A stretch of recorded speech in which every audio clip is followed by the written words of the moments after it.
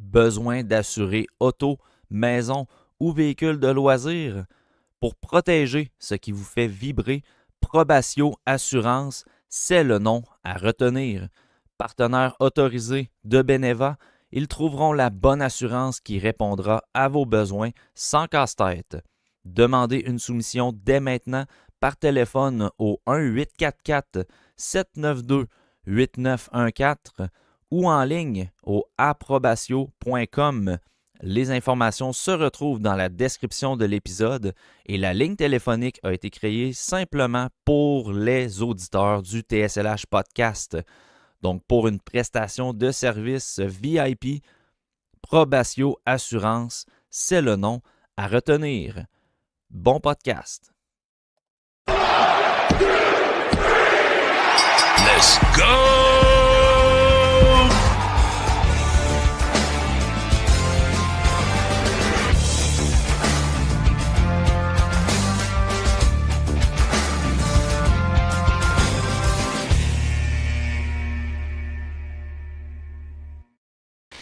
Cette semaine, au TSLH Podcast, on est à la mi-novembre et qui dit mi-novembre pour le TSLH Espoir dit liste préliminaire pour le repêchage annuel dans la Ligue nationale de hockey. Cette année, Simon Servant, Pascal Lapointe, deux observateurs du TSLH Espoir vont passer les prochains instants, les prochaines heures peut-être. Pour ceux qui écoutent l'épisode intégral, chapeau. Pour ceux qui écoutent l'épisode fractionné, good job. On va tout fractionner ça, on va tout vous fournir ça sur les différentes plateformes. Bref, pour ceux qui sont intéressés pour les prochaines diffusions de liste à être avec nous en direct, ça se passe sur patreon.com/TSLH podcast. Vous pouvez assister à l'épisode en direct, commenter également. On a du contenu exclusif sur notre Patreon. Donc, visitez ça. Les liens sont dans dans les commentaires de la vidéo ou de la description de l'épisode audio. Simon, Pascal, cette année, on a perdu Seb, malheureusement. Donc, ça va être un podcast de liste préliminaire à deux. Je suis convaincu que ça va être une exceptionnelle discussion. Présentation des profils des joueurs, une première liste pour le repêchage 2026. Donc les gens, je pense qu'ils sont bien contents enfin de connaître l'identité de vos listes préliminaires. Donc la table est à vous, messieurs. Je ne sais pas qui veut commencer, lancer le bal avec tout ça. Moi, je vais être un peu en arrière-plan avec le montage, mais je vais m'abreuver, comme je mentionnais, de vos analyses pour les listes préliminaires. Ceux qui veulent commenter, ceux qui veulent poser des questions, on va avoir un épisode, le Scrum, un segment le Scrum complet avec vos questions sur les listes préliminaires. Simon, on va revenir sur le podcast, on va enregistrer ça après les podcasts de liste. Fait qu'hésitez pas à partager vos questions. Messieurs, la table est à vous pour présenter votre première liste d'espoir pour le repêchage 2026. On va commencer avec l'aîné. Oui, je vais te lancer une petite question avant, par exemple, Pascal, parce qu'on en avait parlé souvent en privé, puis on s'était dit que c'était on pensait au début que ça allait être une cuvée qui était quand même intéressante, puis là, on dirait que ça a droppé un peu. Je ne sais pas si tu es du même avis que moi, là, mais je sens que ça a mis un peu de temps avant d'embarquer. Oui, puis tu sais, ce qui est étonnant dans ce repêchage-là, puis dans les derniers repêchages qu'on a trouvés qui étaient un peu moins comme l'année passée, c'est que les espoirs qu'on voyait haut avant que ça commence n'ont pas autant performé qu'on voulait. Il y en a plusieurs qui ont sous-performé, puis il n'y en a pas tant qui ont surperformé pour les risers, les early risers, mettons, là, si on veut. Là. Puis le premier overall, qui est Gavin McKenna, a moins bonne saison. Je ne spoil pas, là. Le premier overall, je parle consensuel des observateurs, performe pas à la hauteur des attentes. Donc, ça fait en sorte que oui, l'impression que j'ai en ce moment, que j'ai monté ma liste, c'est comme, il y a beaucoup de joueurs que j'aime bien, que j'apprécie regarder jouer, que j'aime mettre, je sais pas si dans les listes des autres, ils sont plus hauts ou whatever, mais que j'aime bien mettre haut dans ma liste, mais ça tombe assez vite dans une catégorie de 20 joueurs, c'est comme Ouais. Est-ce que c'est des first rounds? Est-ce que c'est des joueurs vraiment de première ronde? Plus ou moins sûr. Fait que, en effet, c'est pas un repêchage pour l'instant qui répond à mes attentes, mais ça veut pas dire qu'il n'est pas le fun. Ouais, et c'est la raison pourquoi je vais te présenter mon 32e, parce que je pense que en théorie, il devrait pas être là. Probablement qu'il est là aussi à cause que j'ai décidé de pas mettre Oscar Hemming dans mon top 32, juste par question de visionnement, là. Ouais. Mais éventuellement, probablement qu'il va rentrer. Mais le 32e, il y avait genre 15 joueurs qui auraient pu être 32. Puis j'ai choisi le gars qui était le plus safe de la gang, Oliver Suvanto. Que c'est un gars qui... je pense que tu sais un peu à quoi t'attendre quand tu le regardes jouer. C'est pas le gars le plus flashy, c'est pas le gars avec le plus de talent. Mais tu sais qu'est-ce qu'il te donne. Tu sais qu'est-ce qu'il va te donner. Le gars, il est intense. Le gars, il travaille fort. Il va au filet. L'échec avant est bon. Défensivement, il s'essaie aussi. Donc, tu sais, je pense que il joue avec Tapara qui est dans la Liga, donc il joue avec des hommes. Oui. Il produit un petit peu quand même, donc je trouve ça intéressant.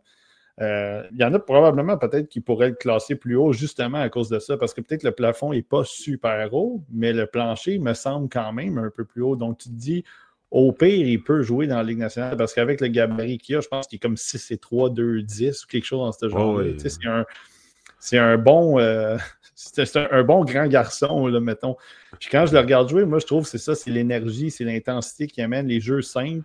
Quand il commence à s'écarter de ça, quand il commence à rentrer un peu dans ce qui est un peu finesse, des jeux un petit peu, les petites passes du revers un peu en tourniquet ou les petits jeux un peu fancy, c'est là peut-être qu'il s'égare un petit peu de son jeu, mais quand tu continues à aller vers l'avant, quand tu continues à amener cette pression-là, foncer au filet, déranger un peu, moi, je trouve que c'est là vraiment qu'il gagne. Tu sais, je ne sais pas s'il va être un choix de première ronde. Je ne sais pas si c'est un gars qui va être universellement, en guillemets, catégorisé première ronde. Mais je pense que c'est un gars qui peut jouer dans la Ligue nationale parce qu'il y a un package intéressant, il y a un gabarit intéressant. Puis avec un peu de polissage, tu t'attends à ce qu'il soit un gars de bottom six énergique. Donc, il est 32e pour ça, pour l'instant, mais c'est ça. En attendant, Oscar Hemming, mettons. Ouais, c'est vrai qu'il était dans d'autres listes, on le voit souvent tôt. Bref. Mais on va en reparler dans pas long pour moi, mais je veux quand même rentrer dans la discussion parce que c'est pas mal pour ça qui est dans ma liste, c'est-à-dire qu'il est comme... Il devrait pas être là. C'est pas un choix de première ronde dans son essence, mais dans une ligne nationale de hockey, souvent que les head scouts ou les directeurs généraux veulent les gars de la ligne nationale de hockey, ben, si Philippe Méchard sort en première ronde, ce gars-là peut sortir en première ronde, selon moi. Puis là, j'ai vu dans les 3 derniers matchs qu'il a joué sur le piqué. Donc, il commence à avoir un peu plus de responsabilité, ce qui est vraiment bien. Puis, comme tu l'as dit, dans le fond, c'est pas nécessairement le plus rapide, mais niveau athlétisme, niveau jouer professionnel, ben, il coche absolument toutes les cases. Donc, what you see is what you get with lui. Fait que, non, je suis très d'accord avec ton analyse de la situation. Puis, tu sais, il pourrait très bien, finalement, être en première ronde, parce que quand il commence à produire, ou bien si ça va super bien en piqué, parce que parce que j'ai pas regardé ces 3 derniers matchs, mais il y a aucun. Enfin, il s'est pas fait scorer pendant, puis c'était plus que 1 minute par match qu'il jouait, là, donc ce qui est vraiment bien. Donc j'ai hâte de voir la suite des choses pour lui. Bon, quand on va reparler plus haut, quand je vais dire son nom, je vais juste dire son nom. Pas besoin de recommencer la discussion. Donc, moi, au 32e... un double whammy, là. On est bon les double whammy, là. Ça pourrait peut-être arriver, parce que si le monde ne savent pas, dans le fond, les listes sont basées sur nos observations à nous, pas sur le consensus sur ce qui se passe ailleurs.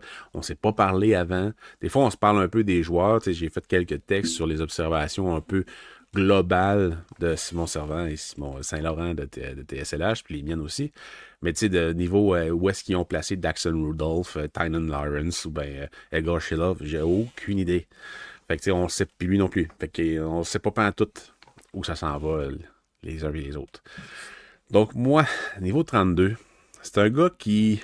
Je pense pas que c'est un take ou une opinion qui est si polarisante que ça, parce que je pense qu'il va être plus haut dans certaines, puis plus bas dans la liste. Généralement, c'est plus haut, c'est Xavier Villeneuve. Donc, le Elton, oui, le Lane Hudson québécois, comme on appelle, je suis plus ou moins d'accord sur ce lien-là entre les deux. Mais j'adore ce qu'il fait offensivement. Écoute, on peut pas vraiment y aller contre ça. Il a amélioré son patin par rapport à l'année passée. Déjà, l'année passée, j'avais de la misère un peu avec lui.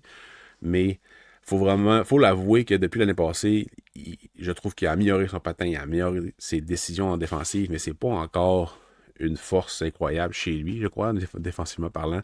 Il y a souvent des crampes au cerveau à son niveau. Il veut trop en faire. Au niveau du match des espoirs, je trouvais qu'il se retenait un peu, puis qu'il voulait peut-être montrer autre chose. J'ai bien aimé, j'avais déjà parlé dans un podcast, là, quand on a parlé du match des espoirs, j'ai bien aimé à la fin de la deuxième. En fait, est-ce que j'ai aimé ça? Bref, il restait 3-4 secondes, puis il y avait la rondelle, puis il y avait Igor Shilov, l'autre numéro 1 de la LHJMQ, si on veut, l'autre espoir très haut pour le repêchage pour la LHJMQ, puis il est parti avec la rondelle, puis Igor Shilov, il courait un peu après, patinait après, puis on dirait qu'il voulait comme prouver qu'il patinait plus vite, mais qu'il était capable de résister à la pression, mais il restait 3 secondes à la période. Ça servait à rien, mais c'était juste drôle de voir ça. Bref, fait que, tu sais, je pense que c'est un compétiteur. C'est pas du niveau de Lynn Hudson, défensivement, offensivement, je trouve. Il n'y a pas les mains, il n'y a pas le patin, tant que ça non plus. Il a une belle créativité, il est capable de rendre les autres meilleurs, mais je trouve qu'il manque quand même du compete à son niveau pour aller chercher la rondelle, pour neutraliser le bâton, pour vraiment aller chercher le plus au niveau des bagarres pour la rondelle. Je trouve que c'est pas là, c'est pas encore là. Même la vision défensive, comment se placer et tout. Souvent, il va être entre deux chaises. Donc, il aurait pu être en dehors, mais je respecte beaucoup sa progression puis son talent offensif. Donc, je vais le mettre en deuxième, peu importe ce que ça va m'attirer comme remarque. Sais-tu quoi? Je voulais lancer une discussion un peu plus tard parce que moi, je l'ai encore un petit peu plus loin, là. Mais je voulais lancer une discussion au moment où moi j'allais sortir, mais je vais la lancer tout de suite parce que, comme je disais à Étienne dans le temps d'arrêt la semaine passée, je trouve que le fait de se comparer à Lane Hudson, il y a du positif et du négatif, puis je m'explique. Le positif, c'est qu'on le sait, en regardant un gars comme Lane Hudson, on sait que c'est un profil qui peut fonctionner. On sait qu'un gars comme ça, qui a un plus petit gabarit, qui est un peu shifty, qui est un peu tu fais des petits chimies comme ça peut fonctionner. Le problème dans le fait de se comparer aussi, le négatif, c'est que là, on a le standard déjà. Puis là, c'est dur de dire, OK, qu'est-ce que lui il fait, qu'est-ce que Villeneuve fait, c'est pas au même niveau. Puis c'est correct que c'est pas au même niveau. Mais là, le problème, c'est que ça peut fonctionner si c'est bien exécuté. Parce que là, si c'est pas bien exécuté, est-ce que là, le problème dans sa progression, dans son potentiel, il diminue? Parce que moi, je vais en parler tout de suite un petit peu de Villeneuve, c'est que je vois des choses que Lane Hudson fait, mais quand Villeneuve le fait, c'est pas aussi trompeur, c'est pas aussi habile, c'est pas aussi agile. Il y en a des moments où il sort, puis il fait des petits chimies, puis il passe des rondelles à travers un ou deux bâtons, puis des choses comme ça, mais ça fonctionne moins bien. Ça fonctionne moins bien sur la ligne bleue. Il se fait moins... On dirait que je ne sais pas si les gars ils ont du tape sur lui, ils ont des vidéos de lui en tant que tel, mais je trouve qu'il se fait beaucoup attaquer de front. Quand il fait ces petites feintes-là, on dirait que les gars, ils prennent le body, ils savent un peu qu'il va le faire. Puis il s'échappe moins.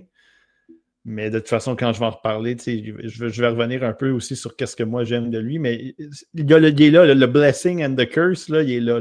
Le fait de se comparer à Lane Hudson, c'est beau, mais c'est que là, le standard il a été établi, puis c'est dur d'avoir ce standard-là quand tu vois comment Lane Hudson joue en ce moment.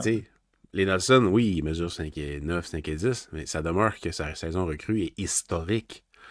Exact. Te comparer à une recrue historique, c'est quasiment... C'est pas gagnant-gagnant.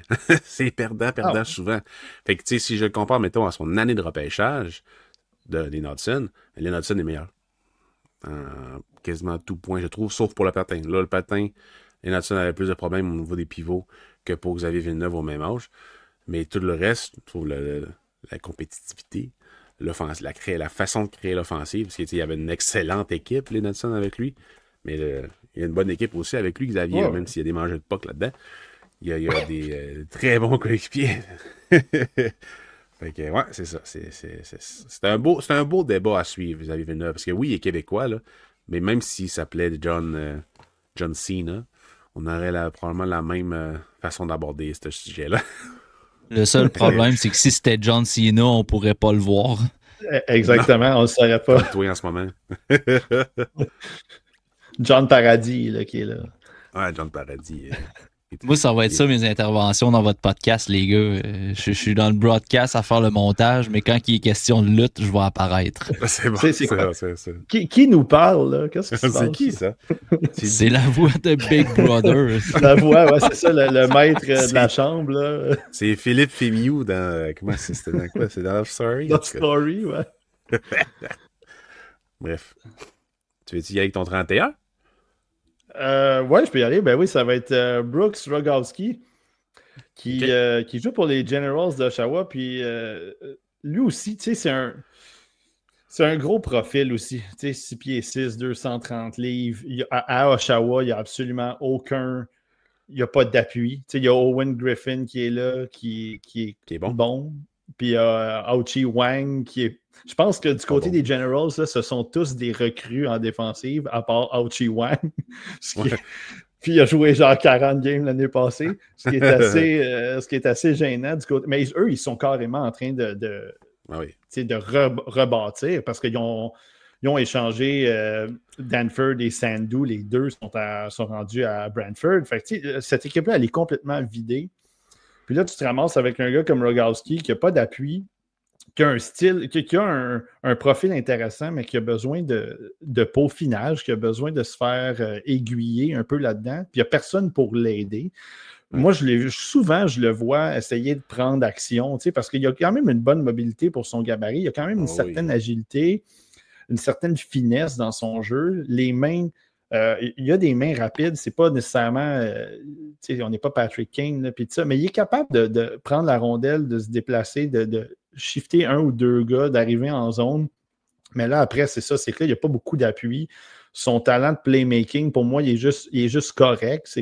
Encore une fois, ça, c'en est un qui doit améliorer ça, mais il doit simplifier aussi son jeu en sachant évidemment qu'il n'y a pas l'appui de gars offensifs avec lui. Je pense qu'il doit être un petit peu plus un peu plus simpliste dans son jeu. Puis je comprends peut-être que le jeune, il veut être aussi un peu plus flashy parce qu'il y a des recruteurs qui le regardent. Il y a beaucoup de recruteurs qui le regardent parce que à ce profil-là, joueur de centre, il a joué un peu à l'aile aussi. C'est attrayant. Puis tu veux ressortir un peu. Mais en avantage numérique, je trouve, encore une fois, quand il est sur la foire, quand il est un peu à la pointe, c'est moins bon. On dirait que les jeux sont moins bons. Quand il est devant le filet, là, c'est intéressant. Dérange, voit la vue du gardien, peut récupérer des rondelles à l'arrière aussi. Il a un bon lancer. Quand il se place en position de tirer aussi, ça dégaine. En tout cas, son tir sur réception, moi, je l'ai vu quelques fois décocher de bons lancers. La précision n'est peut-être pas tout à fait là, mais bon, ça aussi, ça se corrige. Défensivement, oui, exactement. Puis défensivement, en désavantage numérique, il est utilisé.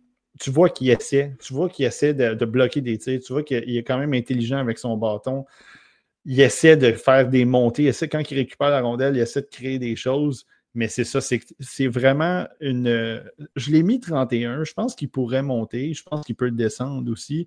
Mais je vais vraiment essayer de faire attention à pas trop le catégoriser tout de suite en sachant que l'équipe n'est pas bonne. Je veux pas nécessairement... Je veux lui donner une chance de jouer d'une bonne façon professionnelle sans nécessairement que les points viennent. C'est un peu ça, moi, du côté de Rogowski, parce que s'il finit l'année avec 42 points en 65 games, ça ne va pas avoir de l'air si alléchant que ça, mais je pense qu'en sachant qu'il n'y a pas beaucoup d'appui, puis en sachant que c'est un des kingpins de l'équipe à cet âge-là, je pense que ça peut aider. Donc, 31e, Brooks Rogowski, puis j'ai hâte de voir aussi un peu si les Generals vont être capables de finir avec une coupe de victoire de temps en temps, parce que toutes les fois que je regarde un match, ils se font laver, fait que ça va pas bien.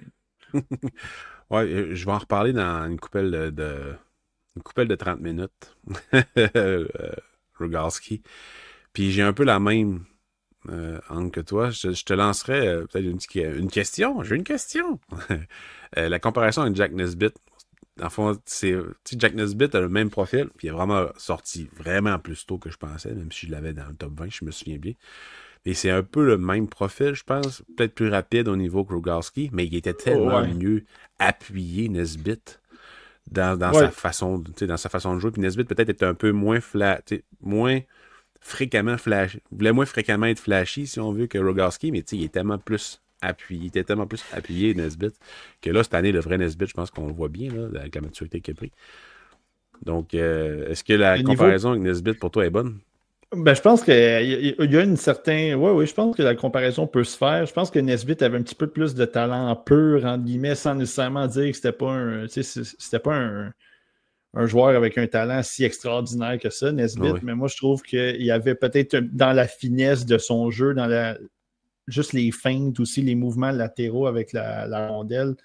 Peut-être Nesbitt avait un petit peu plus de qualité à ce niveau-là. Mais ces deux gros gars non plus qui sont pas nécessairement over physique non plus, par exemple. Non. Tu sais, Rogowski, je pense qu'il pourrait être un petit peu plus mean. Puis quand je dis ça, c'est pas toujours de vouloir blesser les joueurs, mais je pense être juste laisser sentir ta présence un peu, ouais, exactement, à 6'6", 2'30". Ça devrait peut-être venir plus naturellement dans certains cas. Mais comme tu dis, Nesbitt aussi, il y avait un peu ce profil-là de gros gars, mais pas nécessairement le plus mean, le plus méchant sur la glace, le gars qui va te punir. Donc, mais oui, la comparaison, moi, je pense que dans une certaine mesure, je la vois bien. Là, oui. Ouais, puis tu sais, selon moi, toi, tu mets Lynn Hudson 5-9, 5-10 versus Rogowski à leur année de draft. D'après moi, Hudson gagne 19 sur 20 des batailles pour la rondelle. Pas parce qu'il est pas bon, mais il joue trop haut. Vraiment trop haut, Rogowski. Oui, c'est ça. Puis Lane Hudson, pour revenir tantôt à ce que Xavier Villeneuve faisait, ça aussi, c'était quelque chose que Lane Hudson faisait bien. Les contacts avec des gars de 6 pieds 2, 6 pieds 3, il prenait Lane Hudson, puis il y avait un centre de gravité excellent. Je pense la force des jambes aussi. Fait que oui, exactement. Si Rogowski était là pour ramasser Hudson, probablement que Hudson il réussirait à gagner. Fait que c'est pour ça que Rogowski, ça fait partie des choses aussi et qu'il doit améliorer. Là. Exact. Je vais y aller avec mon 31, puisque Rogowski, je vais amener peut-être quelques points de plus tard. 31, moi j'ai Elton Hermansson, au fond, attaquant suédois, qui joue en Allsvenskan.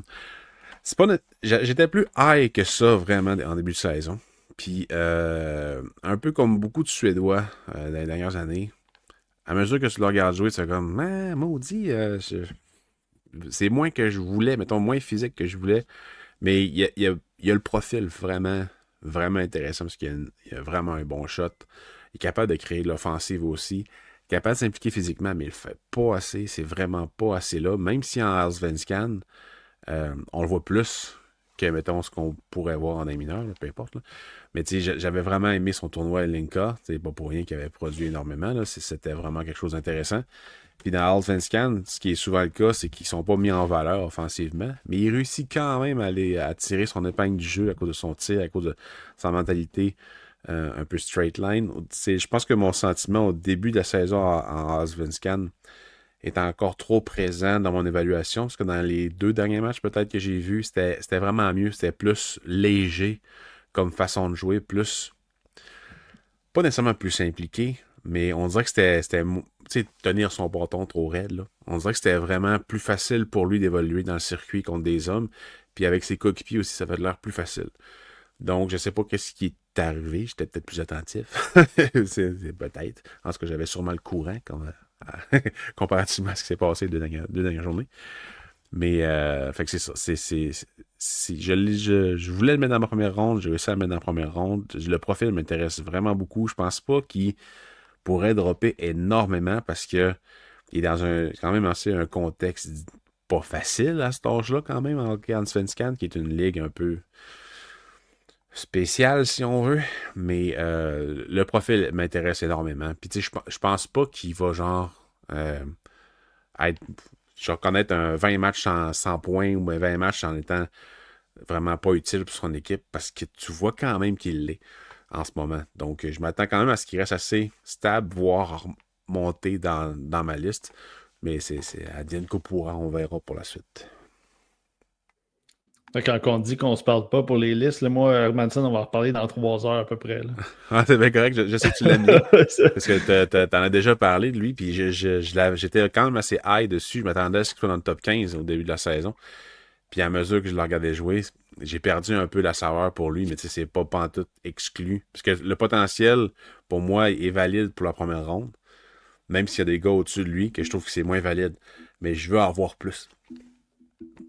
Ben oui, absolument. Ben oui, ben c'est ça. Ben c'est ça le but de faire des listes. Hein? Ouais. Je suis pas sûr de me défendre. Ben non. Tu veux-tu aller avec ton. Tu veux-tu qu'on fasse un double whammy ou tu veux qu'on y aille chacun le tour? Oh oui. Je vais y aller avec mon 30e. C'est Laver Gashilov. Un autre gars, je m'attendais à avoir vraiment plus haut. Au début de la saison, quand j'ai écouté ses 3-4 premiers matchs, mettons.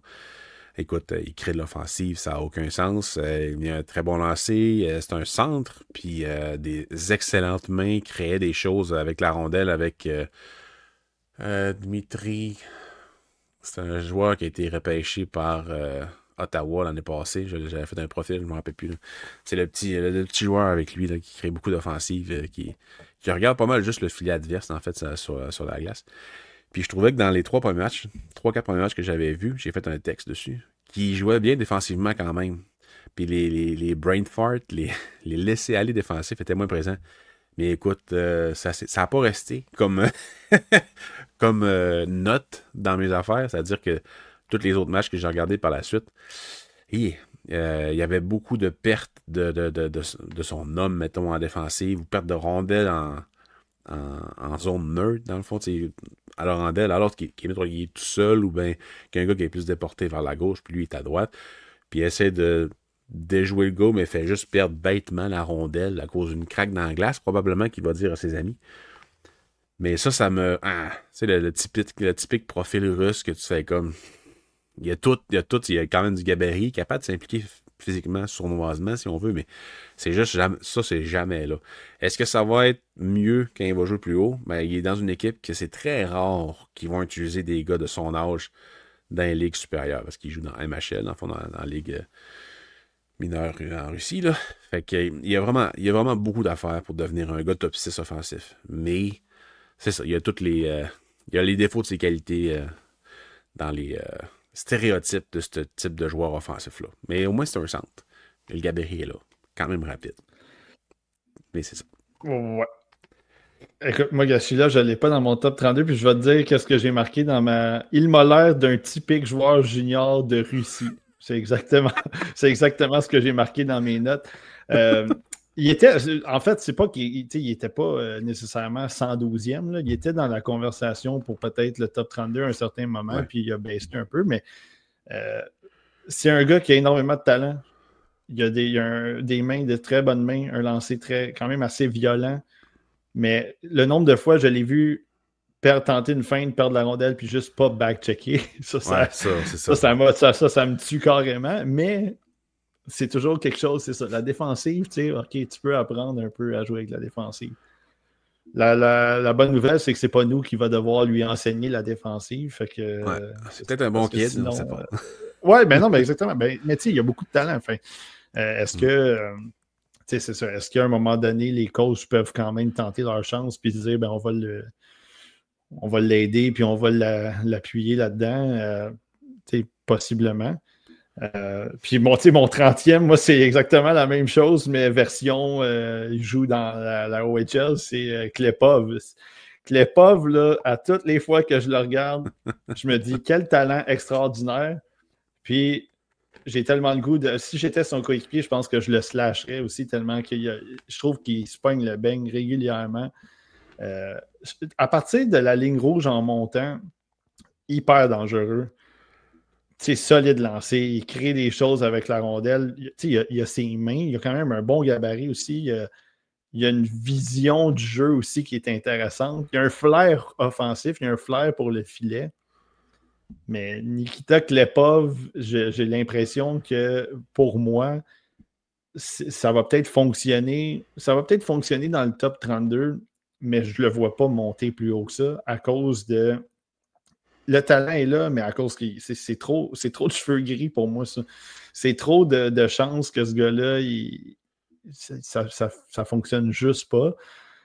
Puis oui, des fois, ça nous est arrivé d'en mettre des gars qui étaient de même qu'on a mis dans le top 10, dans le top 5, puis Matvei Michkov, là, c'était pas le gagnant du trophée Selke, puis ça ne l'est pas encore aujourd'hui. Mais sauf que, je voyais des choses beaucoup plus offensives, beaucoup plus de talent offensif, de création. Je trouve que Klepov, il en donne beaucoup de l'attaque en ce moment. Il produit beaucoup. Il y a des matchs de 3-4 points. Ça va super bien, excellent. Mais à part de ça, je trouve qu'il m'a fait penser un peu des fois à Colby Barlow, dans le sens qu'il fait 4-5 grosses présences offensives, s'en va ramasser 3 points, mais le reste du match, on dirait qu'il fait juste comme il patine sans intention, il est passager un peu. C'est peut-être moi qui ai pogné des mauvais matchs, je ne sais pas. Il y en a un autre ici qui s'en vient dans pas long sur ma liste qui est un peu dans ce moule-là. Donc, c'est des gars qui sont hyper talentueux, mais j'aimerais ça qu'ils ajoutent un peu plus de physicalité, un peu plus de jeu défensif, un peu plus d'intensité, un peu plus de vouloir être là aussi en défensive. Je comprends que quand tu es, mettons, dans la Ligue nationale et que tu es payé pour faire 100 points, des fois, ça t'écœure d'aller en défensive, mais la majorité du temps, 3/4 du temps, peut-être plus, là, ça part de là. Ça part de là d'une récupération de rondelles. Il faut absolument que tu sois plus impliqué. Puis, je pense que s'il ne drive pas le jeu, puis qu'il y a son coéquipier, il y a des coéquipiers qui font un peu plus de travail pour lui, puis après, il reçoit la rondelle à partir de la ligne rouge ou dans la zone offensive, là, c'est là qu'il vaut de l'argent parce qu'il est dangereux avec la rondelle. Donc, c'est un peu là où je me situe en ce moment pour Klepov. C'est une liste préliminaire. En fait, est-ce qu'il peut améliorer ça un peu? Là, c'est la Ligue...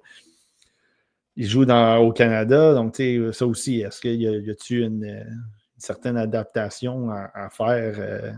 Parce que oui, de toute façon, il était en Amérique du Nord pareil, là, mais ça pour dire que bref, c'est ça. Il y a quelque chose dans son jeu qui me retient, côté défensif, qui me retient de le monter plus que ça, mais avec le talent qu'il il y a une possibilité qu'il monte et qu'il se rende peut-être un peu plus haut, mais il y a toujours un cut-off pour ces gars-là, moi, quand le talent est bon, mais qu'il n'est pas élite, là. Il y a toujours un cut-off, puis c'est de voir si Klepov va réussir à se rendre là, à cette limite-là au moins, mais en ce moment, ça ne fonctionne pas pour moi au-delà du 30e. Bon, on va en reparler quand je vais commencer à piquer des clous, probablement en fin de soirée. Puis, je pense pas que ce soit que tu aies vu des mauvais matchs. Si plutôt dans ton évaluation, Hlinka, je l'avais trouvé meilleur défensivement, plus impliqué défensivement, plus au niveau jeu professionnel, je le trouvais meilleur un peu aussi. Puis c'est vrai qu'au Canada, dans CHL, c'est un peu moins là. Mais on a quand même des petits flashs une fois de temps en temps, mais c'est vrai que très souvent, tu fais comme Klepov, come on! Ouais! Mais c'est ça. Dans un repêchage aussi pauvre, pas pauvre, là, mais on se comprend. Dans un repêchage que des fois, tu te cherches un peu des joueurs à mettre plus haut. Moi, il a rentré dans la catégorie check, le talent est vraiment là. Dans une ligue que je connais bien. Puis il a quand même démontré quelque chose de défensivement plus professionnel. Fait que je vais le mettre plus haut. Mais ça en est un, comme tu dis, est-ce qu'il va être plus bas, est-ce qu'il va être plus haut? Tout va dépendre de son restant de saison. Donc, on va en reparler plus tard. Vas-y, mon beau servant. Je rajoute mon 29e. C'est un gars qui a moins de talent, mais qui est un petit peu plus travaillant, Adam Nemetz. Oui. C'est le premier gars, moi, que j'avais déjà dans ma liste aussi au mois de juin qui apparaît. Les autres, Klepov, Rogalski puis Suvanto n'étaient pas sur ma liste, donc c'est une apparition pour eux dans le top 32. Adam Nemetz, premièrement, il joue beaucoup avec Krenko. C'est 95% du temps, il joue avec Krenko en Slovaquie. Oui, tout le temps. C'est un gars. Ben, c'est ça. Moi, j'ai pas de problème avec ça parce qu'on regarde souvent les deux, sont là. Ils jouent 15 minutes ensemble, puis on a le profil des deux. Krenko, plus de talent, évidemment, on va en revenir de lui. J'en vais en parler dans quelques rangs, mais Nemetz, c'est un gars énergique. Lui aussi, c'est un gars qui travaille fort, qui est assez style un peu plus professionnel, un style un peu plus récupération de rondelles. un petit peu plus tannant, un petit peu plus le long des bandes. Il y a quand même, lui aussi, il y a quand même une certaine touche offensive dans son jeu. Il y a beaucoup de talent, pareil. Il est capable de prendre des décisions rapides, capable de prendre des décisions plus simples pour faire progresser le jeu aussi. Mais des fois, c'est ça. C'est qu'il faut, lui aussi, il faut qu'il reste un petit peu dans son style, surtout qu'il joue dans un niveau. Ce sont des hommes là, contre qui il joue, puis avec qui il joue. Puis, il perd des rondelles des fois parce qu'on dirait qu'il veut trop en faire. Il essaie de peut-être un petit peu, lui aussi, peut-être montrer un peu son talent.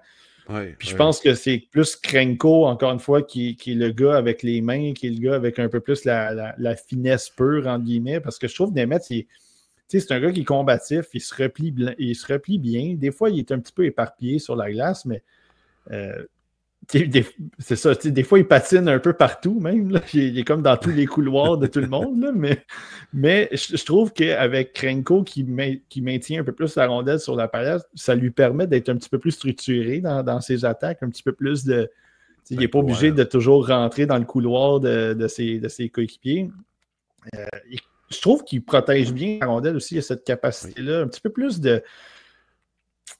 Tu sais, c'est ça, il y a un peu de chien en lui, un petit peu le style papier sablé un peu plus fin, mais tu vois vraiment que le talent, moi je pense que Krenko, il y a peut-être plus cette exécution-là, un petit peu plus de facilité à trouver des options, un petit peu plus de talent overall, juste pour créer des choses.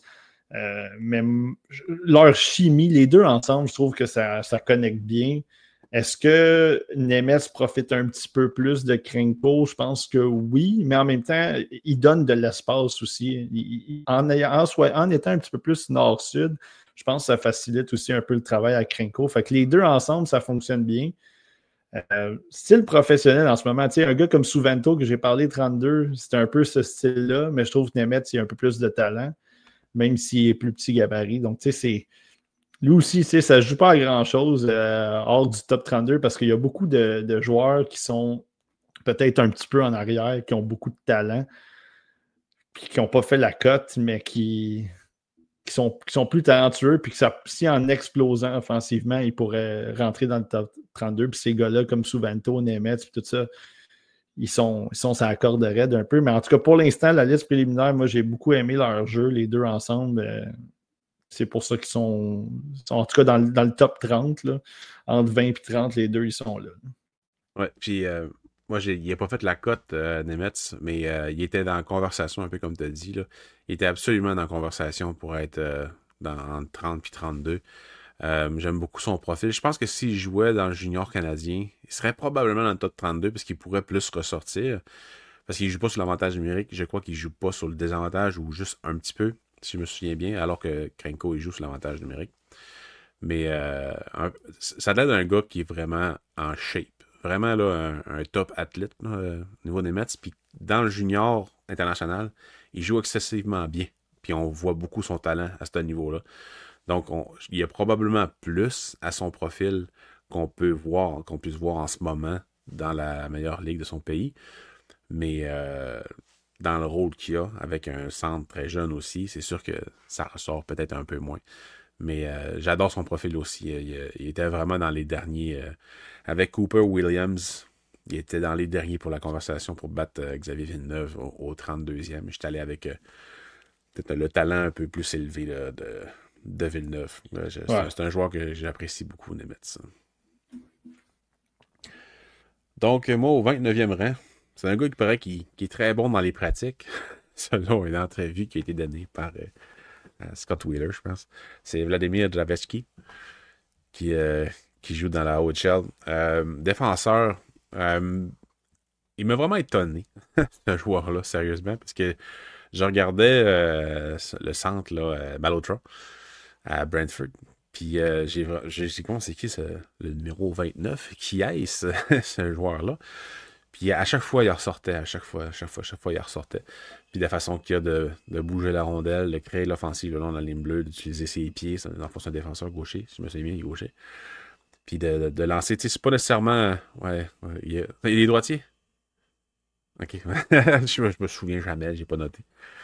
J'aurais dû regarder en bas. Matt l'a marqué dans le... Non, il a marqué il a marqué défenseur droitier. Bref, excusez. Donc, Défenseur droitier, ça je dis au début. La façon qu'il y a d'exploiter les couloirs de passe puis de tir aussi, mais c'est pas nécessairement un tir incroyable, mais ça atteint le filet ou ça crée du chaos en avant du filet, capable aussi d'aller dans les zones profondes, utiliser son patin pour ça. Défensivement, j'aimerais un peu plus d'urgence, un peu plus d'utilisation de son patin, justement, pour évacuer la pression puis aller chercher un bon couloir de première passe ou monter la rondelle. Mais il est vraiment bon quand même pour ça. Il est meilleur que Xavier Villeneuve, c'est pour ça qu'il est devant lui. Puis j'aurais même pu le mettre un peu plus haut que ça. Mais écoute, je l'aime vraiment beaucoup, ce joueur-là. Donc, je me suis empêché de le mettre plus haut, si on veut. Mais pas parce qu'il manque de talent, c'est vraiment juste parce que ce genre de défenseur-là, ça existe beaucoup. Puis il joue dans une excellente équipe qui est vraiment plein de joueurs avec un haut QI hockey puis un haut taux d'habilité défensivement. Puis offensivement aussi avec Keith Benford. Donc, je me suis comme gardé une gêne à cause de ça parce que je pense pas qu'il est un joueur de premier plan tant que ça dans l'équipe. Oui, il a son importance, mais est-ce qu'il y a une importance aussi élevée qu'un Xavier Villeneuve dans son équipe? Je pense pas. C'est pas un moteur incroyable. Fait que c'est pour ça que je me suis gardé une petite gêne, mais selon moi, ça va être un riser. Puis c'est ça. Il m'est tombé dans l'œil, le petit. C'en est un, lui, Dravetzky, que lui aussi, il faut qu'il garde ses jeux simples parce qu'il se complique la tâche des fois en étant trop fancy. T'as pas besoin de ça. T'as pas besoin de ça. C'est ça. Il y a trop de talent dans cette équipe-là pour tenter des choses ridicules. Donne la POC aux bonnes personnes. Concentre-toi d'appuyer. Puis, là, parce que moi, Dravetzky, je l'avais plus en deuxième ronde, mais le profil, là, c'est vrai qu'il y a quelque chose d'intéressant dans son profil. Fait que lui, c'en est un aussi à surveiller pour la suite. C'est ça. Son profil n'est pas... il n'est pas inusité, mettons. Il est très présent. Puis on s'est fait avoir par beaucoup de joueurs comme ça qui avaient ce profil-là. C'est vraiment bon dans le junior, mais est-ce que ça va être ça plus haut? On ne sait pas. Ça arrive souvent chez les Européens, mettons. Bref. Je vais aller avec mon 28 qui est Oliver Suvanto. Donc, on en a parlé. Je pense pas que j'ai besoin d'ajouter quelque chose, mais je vais quand même parler pendant 5 minutes sur quelque chose que j'en ai dit tantôt.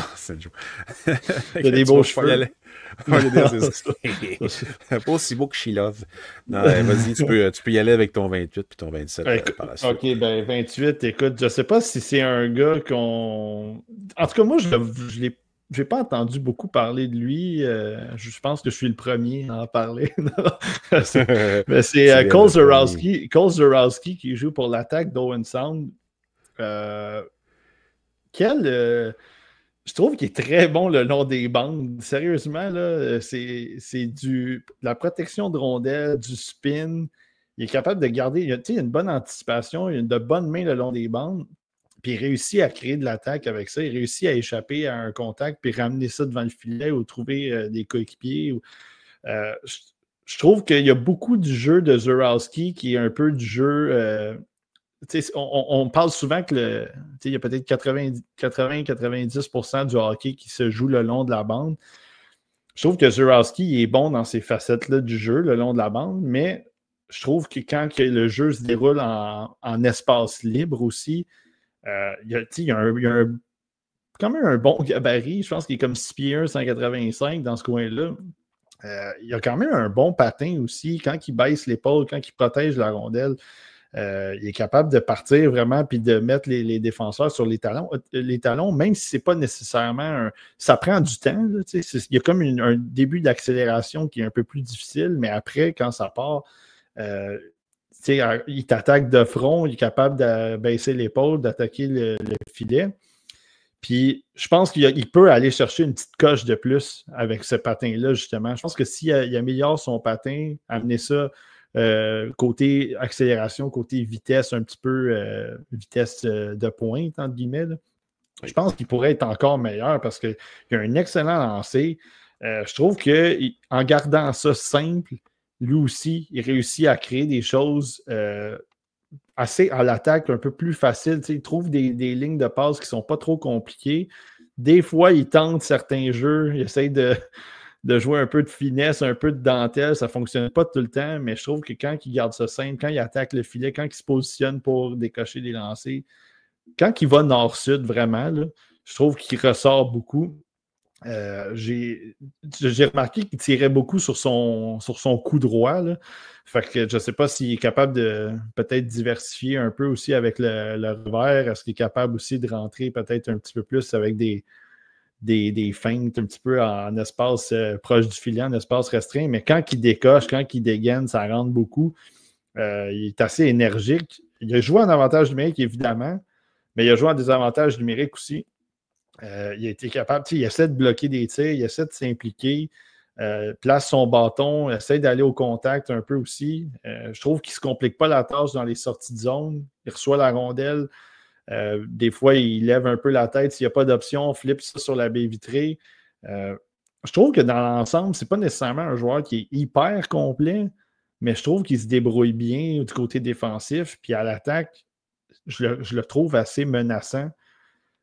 Surtout quand il y a la rondelle et il est en position de tirer, c'est très dangereux. Puis j'aimerais en plus de ça qu'il réussisse à trouver une façon d'amener un peu comme Cole Caulfield, c'est d'utiliser ton tir, la force de ton tir pour être trompeur puis faire profiter les autres. Parce qu'il est capable de le faire. Il est capable de le faire dans une certaine mesure. Mais je pense que, encore une fois, dans son jeu offensif, il y a juste une petite dose de plus qu'il peut aller chercher. Puis évidemment, c'est ça, c'est du préliminaire. Il va pouvoir se faire lui aussi aiguiller un peu plus. Mais j'ai beaucoup aimé mes visionnements que j'ai eus de lui. J'ai beaucoup aimé mes visionnements de l'attaque d'Owen Sound en tant que tel, puis pas juste Zurowski, Bowie. Il y a des gars là-dedans là, de Lille, Nancy, Sikora qui roulent bien aussi. Je trouve que c'est une équipe qui est intéressante. Il y a Carter George qui va probablement être le gardien de Team Canada cet hiver. Donc, c'est une équipe qui est le fun à regarder. Je trouve qu'ils sont très offensifs. Le pace est très élevé. Puis Zurowski, je pense qu'il s'insère bien là-dedans. Je pense qu'il s'insère beaucoup là-dedans, Zurowski. Ouais, puis Pierce Bouilly, au niveau du pace, je pense que pas mal de ses caractéristiques principales. Puis les deux attaquants font partie des matchs que j'ai pas réussi à regarder dans les 2 derniers jours en raison de la panne de courant qui a duré 30 heures chez nous. Fait que je te montrerai bien ma page de download là, de Brady Wasselin, Charlie Morrison, que ça me fait vraiment suer de ne pas avoir été capable de regarder ses matchs parce que son profil m'intéresse. Il y a Zurowski, Ilya Morozov, Juho Piparainen, qui lui aussi, ça me fait royalement chier. Mais bon, Julien Mace, puis Kosick, puis Pierce Mbouilly. Mbouilly, probablement qu'il aurait été, si j'avais réussi à regarder les 2 matchs que j'ai là, il aurait probablement été avant Xavier Villeneuve, puis avant Nemetz, dans 32e. Mais parce que c'est le genre de joueur que je sais qu'on se ressemble un petit peu quand même sur le genre de joueur qu'on aime vraiment beaucoup. Puis il est en plein dedans à cause de oui, il n'est pas plus gros, mais là, c'est l'intensité. Puis exactement, Zurowski, quand j'ai regardé Bouilly, j'étais comme, c'est qui lui? C'est qui ce beau petit garçon-là? Fait que là, je me suis downloadé des matchs, mais j'ai pas été capable de. Tu sais, je classerais pas un gars que j'ai vu 3 fois en croisé et non pas que c'est juste. J'étais concentré sur lui, sauf mettons sur un match complet, là. Fait que je voulais pas le classer à cause de ça, mais il est là. Les matchs sont là. Correct pour la prochaine fois si jamais il tombe dans l'œil. Exact. Mais j'avais bien aimé son tir, justement, là, quand j'avais regardé les matchs de Bouilly. Donc, c'est à suivre. Il y a eu un tour du chapeau, je me souviens pas contre qui, il y a quelques semaines, 2 semaines. Puis il y a deux de ses buts, là, c'est des buts, le highlight reel. Là, il passe la rondelle entre le patin d'un def, s'en vient dans l'enclave, décoche un laser. Puis je pense 2 échappés aussi. Je pense qu'il a marqué ce but-là plus 2 échappés. Bref, c'était assez spectaculaire. Pour Matt, là, il manque un S, par exemple, à Zurowski dans la liste, s'il te plaît.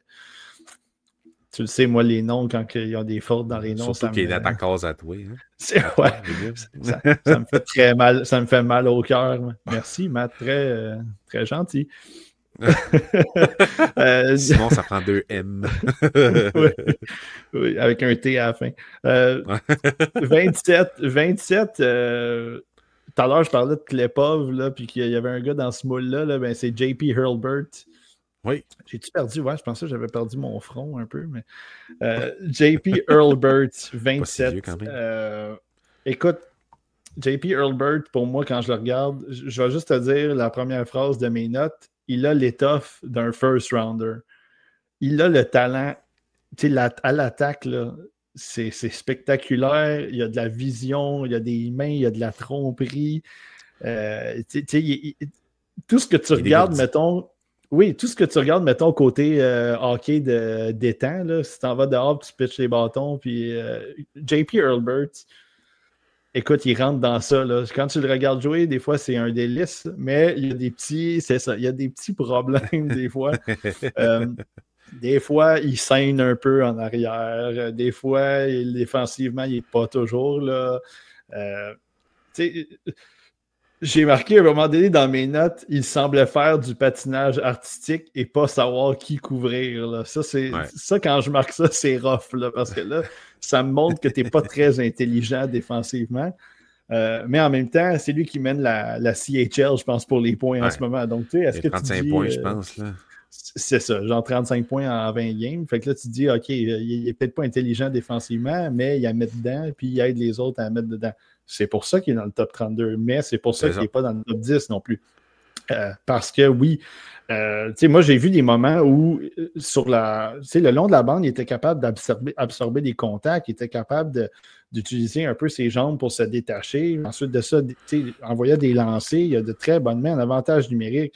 Quand il décoche des lancers sur réception, ça sort. Il y a un talent de naturel de marqueur et de joueur de hockey de haut talent, là, de haut niveau. Là. C'est simple de même, mais il triche, il y a un peu de stuff de junior. J'aimerais qu'il soit plus impliqué en défensive.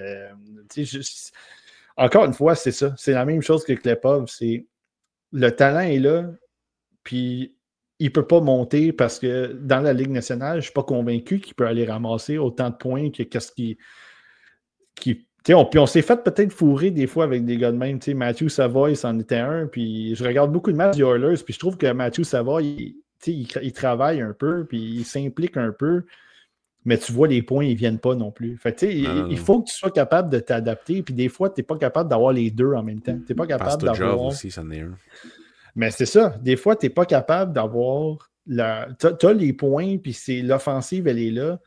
Mais il faut que tu aies le jeu défensif. Puis là, est-ce que si tu as le jeu défensif, tu sacrifies un peu des points? Puis là, si tu sacrifies des points, ben là, tu ressors moins. Donc, il y a tout un. Tu ne draves pas Matthew Savoy pour qu'il joue défensivement. Il faut que ça soit un bonus. C'est la même chose pour JP Hurlburt. Tu vas sûrement le repêcher pour son talent. Puis c'est bien correct parce que tu te dis, si ce gars-là, il a la rondelle sur la palette, il peut se passer quelque chose à tout moment. Mais le problème, c'est que s'il veut rester dans la Ligue nationale, puis s'il veut rester à un rôle important, il faut que tu amènes un petit peu quelque chose. Puis je ne le compare pas, mais on regarde Demidov en ce moment dans la Ligue nationale. C'est pas nécessairement, encore une fois, un gagnant du Selkie, mais il s'implique. Puis il y a deux joueurs qui sont là pour jouer défensif avec lui aussi. Donc, c'est un peu ça. C'est juste ça que j'ai besoin de voir de gars comme Klepov, Hurlburt. Va juste en amener un petit peu plus défensivement. Tu n'es pas obligé de tout bloquer et de tout bousculer sur ton passage, tout ça. Mais aie juste l'air de vouloir être impliqué un peu. Aie juste l'air de vouloir être là. C'est juste ça. Là, parce que le hockey, c'est ça. C'est pas d'être intelligent, c'est d'avoir l'air intelligent. Oui, exactement. Ben là, c'est ça. Lui, il est très intelligent, mais des fois, c'est ça. Ça dépend dans quelle matière. Fait qu'il est 27e. Moi, je l'ai 26. Fait que, tu sais, j'ai pas encore dit mon 27, mais je l'ai 26, puis je suis entièrement d'accord avec tout ce que tu as avancé. Mais en fond, c'est le syndrome Andrew Crystal, Jagger Furcus. C'est le même affaire. Tu sais, c'est pas le même joueur, mais c'est la même affaire qu'on fait comme. Ouais. Oui, mais. Les gars dans la WHL, mais la CHL qui produisent en fou au début de la saison. Puis même toute la saison aussi, mais tu te dis, ouais, c'est ça. Tu sais, dans certains cas, tu vas dire, c'est un joueur incroyable. Mettons Bédard, là, ou Ben McKenna, produisent à ce rythme-là. Puis pourquoi eux autres, on les met premiers overall, puis lui, non. Puis Crystal, non. Puis d'autres joueurs comme ça, comme comment il s'appelait déjà? Bersac, non. Ben, c'est ça. C'est tout le... Oui, mais tu sais qu'il ne fera pas la même affaire. Ça ne sera jamais transposable dans la ligue, alors que les deux autres, oui. Donc, je suis entièrement d'accord avec tout ce que tu as dit. J'ai rien à apporter de plus que ce que je viens de dire là. Donc, moi, au 26, je pense qu'on est rendu là, 26, hein? C'est ça? C'est à moi ou à toi, 26? T'avais-tu dit ton 27, toi? Non, 27, pas encore. Pascal. 27. Ouais, c'est ça que je disais. Arrête de... Oh, Ouais. calme-toi, Dieu. Calme-toi, Philippe Fémieux. 27, moi, c'est Tomáš Krenko. J'adore ce joueur-là à tout niveau. Il y a un petit peu de chien. Très léger sur patin, très explosif. Fait des jeux quand même assez intéressants à grande vitesse, dans le fond. C'est un gars qui va au filet aussi. C'est sûr, ce ne sera jamais un gars, il faut l'impliquer physiquement, qui va dominer l'adversaire, mais un bon bâton intense, utilise bien son centre de gravité aussi, puis son intensité en général pour la rondelle, puis il amène ça au filet, puis il a quand même d'excellentes mains, vraiment d'excellentes mains, tout comme Nemeth aussi, mais je trouve que ça fonctionne plus, et un peu comme ce que tu dis quand tu comparais Nemeth avec Krenko. C'est vraiment ça. Puis moi, c'est vraiment un joueur qui fait les jeux à grande vitesse ou qui tire alors qu'il n'est pas stable à 100%, comme Shane Wright le faisait. Ça m'intéresse vraiment beaucoup. C'est sûr que c'est pas la ligue la plus impressionnante, mais ça demeure des hommes. Ça demeure une ligue professionnelle. Puis un de ses coéquipiers, c'est pas un gars de 32 ans que ça fait 10 ans qu'il joue là. Non. C'est un gars de 18 ans ou 17 ans, peu importe, je me rappelle plus, qui a la même âge que lui. Que tu sais, c'est deux chummés qui vont jouer au hockey contre des adultes, puis qui sont super bons. Puis en plus, c'est juste l'avantage numérique. Fait que il coche beaucoup de cases. Est-ce qu'il va être capable d'être un top 6 dans la ligue? Je le sais pas encore, mais j'aime plus ses chances que Gashilov ou que d'autres joueurs qui sont pas dans mon top 32 à cause de ce qu'il est capable de faire à grande vitesse. Donc, c'est vraiment un joueur à garder en tête pour le repêchage. Est-ce qu'il va sortir de première ronde? À mes yeux, j'ai un... Pas dans un mock draft, mais 15 ans, pas 15 ans, mettons 5, 6, 7 ans plus tard, je crois qu'il risque d'être dans les 32 meilleurs joueurs de ce repêchage-là. Donc, c'est pour ça qu'il est là. Ouais, puis Anoé, dans notre liste à nous, tu sais, moi, je l'ai 26, Krenko, là. Fait que, tu sais, on peut... Vous avez passé proche, quand même. Ben, c'est ça, tu sais, il était juste là, puis je l'avais 20 sur ma liste au mois de juin, puis il a baissé à 26, mais c'est pas nécessairement parce que c'est pas parce qu'il a été moins bon. Je pense que c'est plus le fait, bon, oui, il y en a d'autres qui ont jumpé, puis ça, c'est correct, on va en parler tantôt, mais j'ai de la misère à sortir un gars comme ça de mon top 32, en tout cas pour l'instant, parce que, comme tu dis, je trouve qu'il y a quelque chose d'intéressant dans son profil, même si c'est un petit gabarit. Puis, tantôt, on faisait un peu l'exercice avec Nemeth, puis c'est lui qui drive plus le jeu un peu. Ouais. Il y a plus cette finesse-là aussi, mais tout en ayant cette intensité-là, cette fougue-là. Je trouve que les deux ensemble, moi, je trouve que ça va... c'est le fun de les regarder jouer. Moi, quand je regarde un match en Slovaquie, puis je suis comme...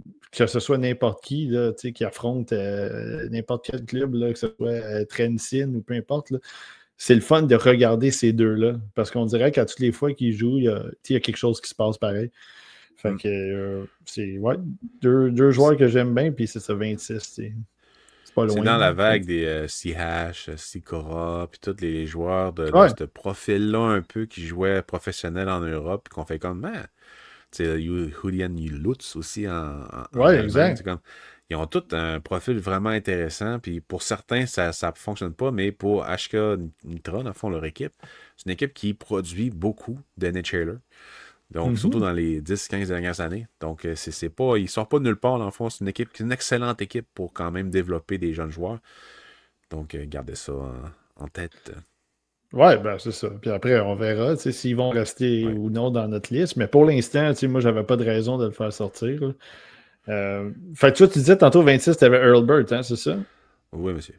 OK, bon, ben je sais pas si tu avais des choses à rajouter sur Hurlburt. Non, aucun. Je suis d'accord avec tout ce que tu avais à dire. Donc, je vais rajouter 5 minutes de choses qu'on a déjà.